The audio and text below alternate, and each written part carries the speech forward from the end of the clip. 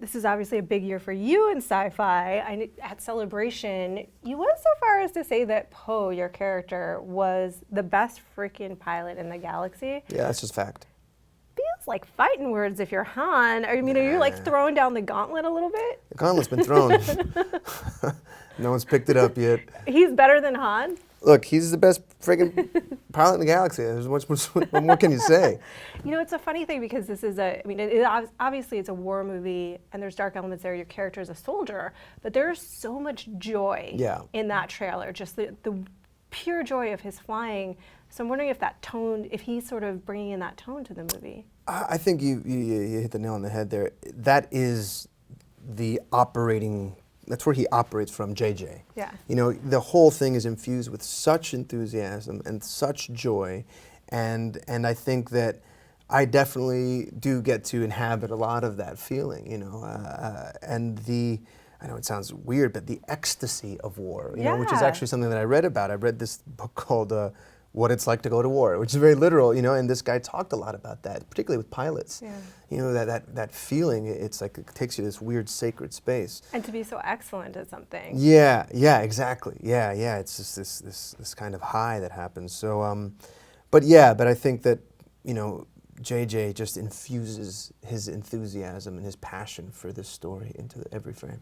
Is it an interesting exercise for you as an actor to bond with a droid? I mean, we're just talking about AI. Like, is it the Star Wars Turing test where at some point it sort of becomes, does BB-8 sort of become real to you? Well, I mean, you've seen BB-8. He's real to me already. It's very hard not to bond with that little guy. I mean, it's amazing. It's an amazing design, too. Yeah. You know? So it's, and the puppeteers and everybody that worked to make him come to life, or make it come to life, you know, let's not give it a gender, it just was so cool to witness that. Yeah, is there a part of you that kind of wants to, it's weird. I've always been so partial to R2, but now I'm like, oh. I mean, it's you know, BB-8 is definitely, I'd say, has his own modes of expression that are very unique. Yeah. Yeah.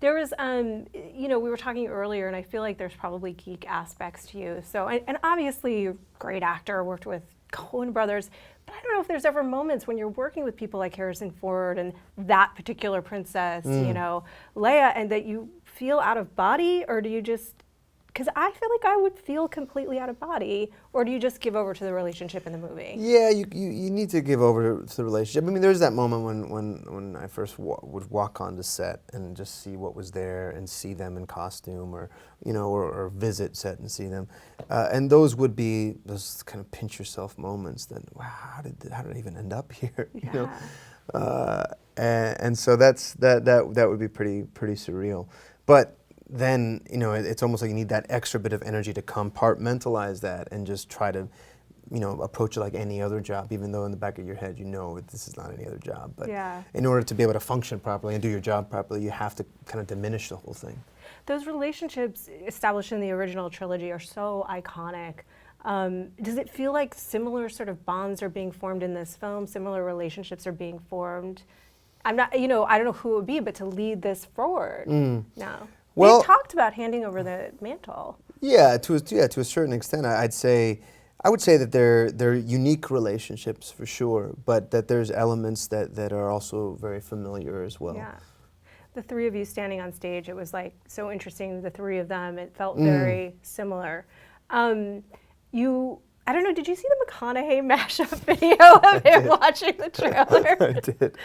That was very funny. I was like, but it's not that far away than I think. From some reactions, for sure. Yeah, I mean, I was there. That was, you know, no matter how much compartmentalization you do, when I was there at Star Wars Celebration, with just thousands of people, and I mean, in a state of religious ecstasy, and watching the trailer, you know, and everyone just kind of levitating together in this moment, you know, it really definitely hit me, just the cultural impact of this story. And how much you might imprint now on a new generation the way that they did in print, I think, on generations now. Yeah, Is that like scary? It's scary to me when people ask me what to have for dinner. I'm like, I can't be responsible for your life choices. Like, I don't know if that's overwhelming for you. Yeah, I mean, it's a lot. The thing is, I mean, at this point, you know, my job is done, so what happens on the other end of that is not really in my control.